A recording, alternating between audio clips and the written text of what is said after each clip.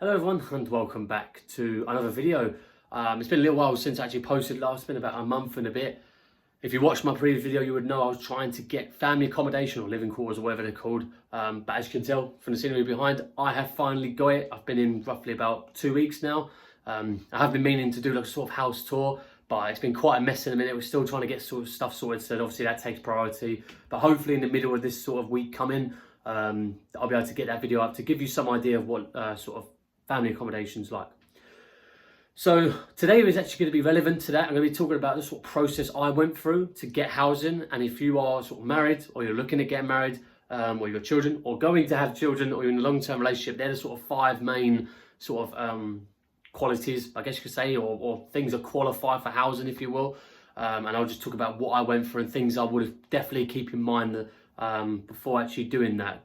So first things first, I am not in the Army or Navy. I am in the RAF. So I don't know if for any other service it'll be different. I assume not. But again, it might just be worth going to your line manager, just asking that you're interested in that.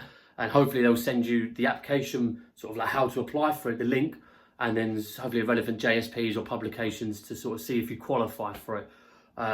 So yeah, please keep that in mind. So the first thing to note is that there are 5 categories when it comes to service housing. You've got category 1, 2, 3, 4 and 5. Quite simple, okay?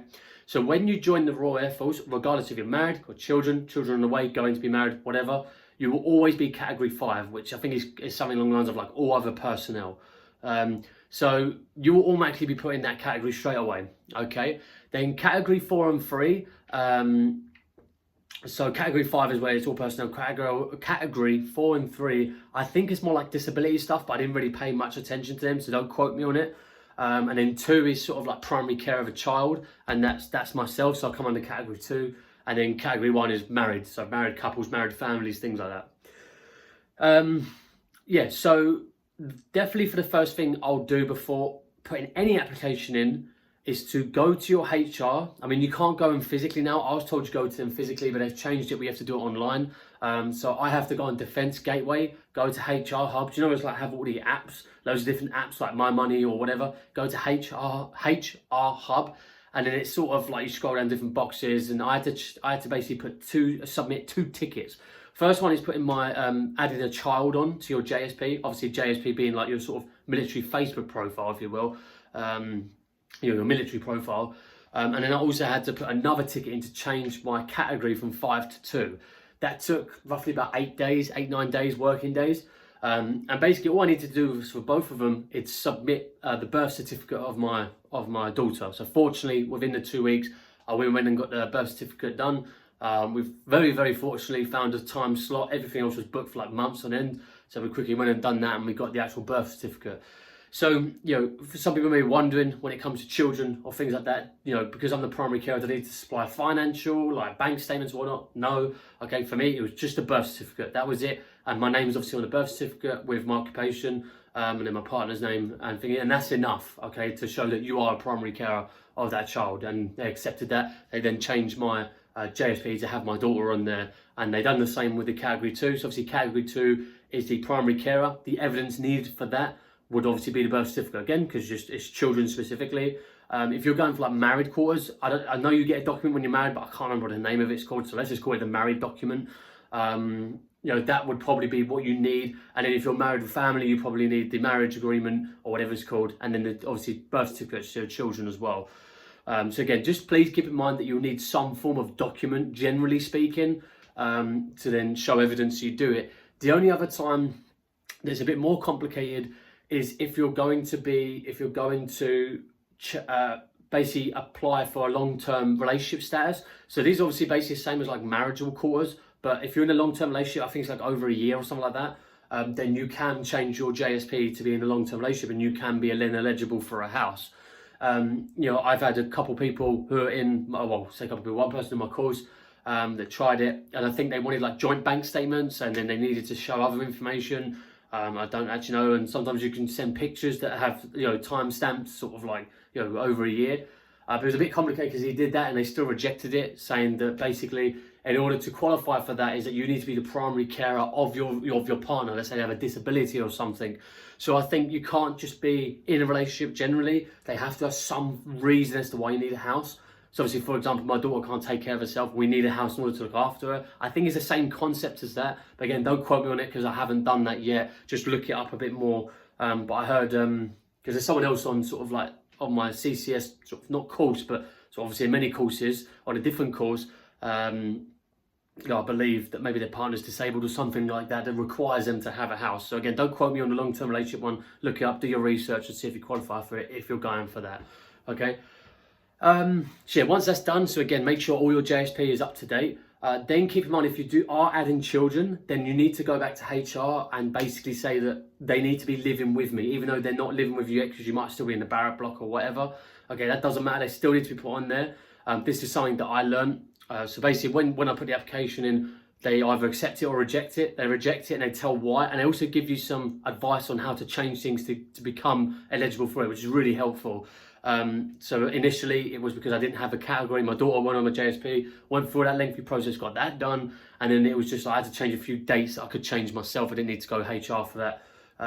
You know, it talks about when your course is going to end, you know, your assignment date or anything like this. Can't remember what the exact things were, so please keep that in mind.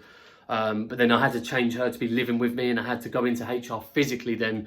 And then there was a bit confusing. I don't think some of them knew what to do, but there was one that, you know, has done it before. It was a bit of a tricky one, and they were able to do it, and that was all settled and done. So again, keep that in mind. So now moving on to the application process, what it's sort of like. So there's about 6 or 7 sort of different parts to it. The sort of initial one, as you can imagine, is your name, sort of service number, rank, this, that, and the other.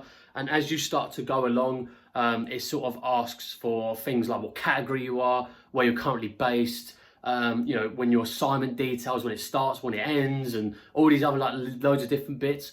And then it also asks for like your sort of line manager stuff, and also I believe like I don't know what rank it is, but for me it was like a flight lieutenant. So I don't know if it was my manager's manager or whoever it was. And I needed to give their details, their email, and things like that. Obviously they were very aware that I was getting a house, so this was all done. Basically, instead of like blowing your brains, or if you've gone into it and you sort of experienced this, I would personally, this is what I did to make my life much easier. I just sat down with my sergeant, which is my line manager, and just said, look, could you run through with me on this application process? You know, there's a few things I don't know. Could you just run it through and help me out? So he sat down and he filled out basically all the information. He also gave me some more links to talk to sort of like accommodation on base, if you will, and they could give me advice, but fortunately I didn't actually need to speak to them because it was all done by that point. But you know, they give you a lot of help, and they'll fill out their sort of side of it that they need to fill out, but they won't do it sort of willy-nilly. You need to go and ask them, can you help me fill out, and then they will do it. So yeah, don't expect things to come to you. I think that's the sort of motto, that should be the motto in the RAF. You know, you got to seek out yourself if you want things. So I went to the office virtually every lunchtime trying to get help, this, that, and the other thing, but you know, I wanted it, and here we are, so we're done. There's also going to be another part of the application process where it will sort of ask if you want a garage. Okay, bit of a weird one. It's just a page that says, do you want a garage? Okay, I put yes because we wanted the storage. I know I had quite a lot of stuff, baby stuff, my stuff, you know, and my partner's stuff when she's here. So, you know, keep in mind that you might want a garage. That would obviously change what houses are available and things like that. So yeah, so once you do that, you click yes, and it basically says like, oh, there might not be any availability, blah, blah, blah.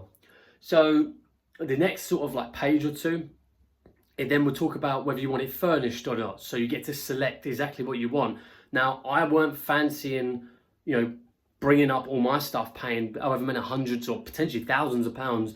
I say thousands, usually it's like 8,000 or quite a high hundreds to hire out a truck and bring stuff up, or get a moval company to do it. It's usually quite expensive. So, you know, I wanted it furnished. We was just going to bring our personal stuff. So I bought my PC and clothes and other bits like that. And then, you know, sort of baby stuff and other bits and bobs. So basically, it was like 75p more to get sort of done, you know, extra to get it furnished. So you get to basically select exactly what you want. So like table, you know, you can have like 8 chairs, I think, on a table. I picked 6. I didn't think I need 8. I've got all single beds, double beds. I've got all baby stuff like cot. I've got all the gardening tools. Got a lawnmower of that, which is pretty cool. All these sort of play pens and stuff like that, which I probably don't need right now, but it's just, you know, good to have on hand if you need be. And yeah, so that's basically that. So obviously, once you do an application and you have the green light, it will go through. You know, it might ask you, you know, to respond to certain things. I can't remember what the first one was before I actually get to choose the house. Is you know, I think it's just like tick boxes or something along those lines.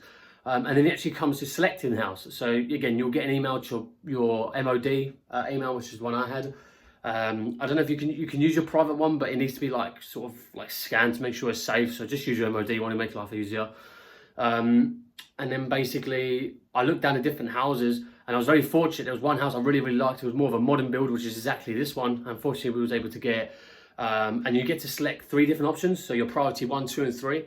This is, well, actually, we had one just around down the street from us that we liked because they had the pictures on it. This one, for some reason, didn't have pictures, but we realised it was the exact same road, and all the houses are virtually the same. So we thought, but this one, all roughly on the same road. So the other one was a road that's off it, but again, sort of still house. So we put all the 3 houses that are in the local area, and we got our second one, which is this one, which is great. So, you know, once that's done, you will then get a phone call from the sort of contractor that the military gives to sort of like look after the housing, if you will. They will then phone and sort of say, when would you like to do a move-in date? I think because maybe I was doing it furnished, it took a little bit longer. I basically said to the lady who was on like Monday, I said, you know, as soon as possible, like whenever you can get me in quicker. And hers was 3 weeks from that point on. So it was like this sort of end of August, or sort of just at the beginning of August. Was it just the beginning? When did I move in there? I just can't remember when I moved in there now. 3 weeks ago. So yeah, it was about the start of September, I believe it was. So it's like middle to start of August is when I got that call, or so. And yeah, that's basically it. And you know, I'm just trying to think if there's anything else. And then basically once that's done, you do a walk-in, so you walk into the building, they will then run through everything, sort of how to turn your water on, how to turn your heating on, this, that, and the other. And now this is something that I'll definitely keep in mind that I didn't know, is that there is no fridge, no washing machine, no tumble dryer, no dishwasher. Okay, I didn't know that. Okay, I then had to go and buy it myself, which fortunate we had quite a lot of money saved up, so it wasn't too much of an issue. But you know, you can buy this stuff sort of second hand, and they're usually really reliable anyway. But we fancied, you know, because it's relatively a new build, wanted to do a bit new furniture and just be a bit more, you know, just a bit more happier when it comes to sort of the style of the kitchen, as you will. So, you know, we decided to go out and do that. But again, just keep that in mind, because I didn't know coming into it. I should have asked that question, but I didn't. Okay. So yeah, that's basically it. That's how you get a house. Now, in terms of pricing, what sort of pricing, you might be wondering, is it like? Now, we were actually trying to figure this out, because you're in different bands, and every house is classed under like band A, B, C, D, and 1, 2, 3, like so many different classifications. My brain just exploded when trying to read this, so I just ignored it. But eventually you get an email after moving in, probably about after 5 days or so, working days of moving in, you'll get an email talking about how much it's actually going to be costing. So my house comes under type C. Okay, it's like a type C band grade, if you will. And then it obviously talks about how much you're earning as well, and sort of what bands of pay you're in as well, because then it alters and change. So roughly we're paying about £7 to £8 or almost £9 a day. Okay, that equates to roughly about £250, £260 a month, basically. For a 3-bed house detached is pretty flipping good. I can't complain about that. Obviously council tax, that's not involved in that, but council tax different in the military, so that comes out of my pay straight away. I don't have to do that. And I believe that also includes like water, maybe, I can't remember. But obviously gas and electric I have to pay for myself, broadband I have to pay for myself. So broadband is currently costing us like 30 quid. We went with a bit more of a high one to get better speed. And then, you know, water and gas, I think it's cost us between roughly about 25 to 35 a month. So, you know, you can sort of do the calculations, say about 310, 320, and that's the house paid off, basically. So £320 for living in a 3-bed detached house in a really nice area. We are not complaining. So unfortunately, it's only going to be for the next 7 months or so for me, because that's how long my phase 2 training is. But, you know, nonetheless, I can't complain. Really happy where we are. And yeah, so that's going to be the end of the video. Hope you guys have found it useful. If I didn't cover anything, again, just drop in the comments to try and answer it best I can. If you've got any other questions, then again, just drop in the comments. But yeah, so if you are looking at getting accommodation, just, you know, get it done as soon as possible. We want to get the ball rolling. Don't be afraid of it. I was quite nervous actually moving into a house. Obviously, it's quite a big thing, but once you get settled and stuff, it's really great, to be fair. The only downside is either screaming babies. You could probably see from the sort of like terrible pale colour black eyes that I've got, as I have very tired some nights, if you will. Tired a lot of the time, but hey, you know, get through it, is what it is.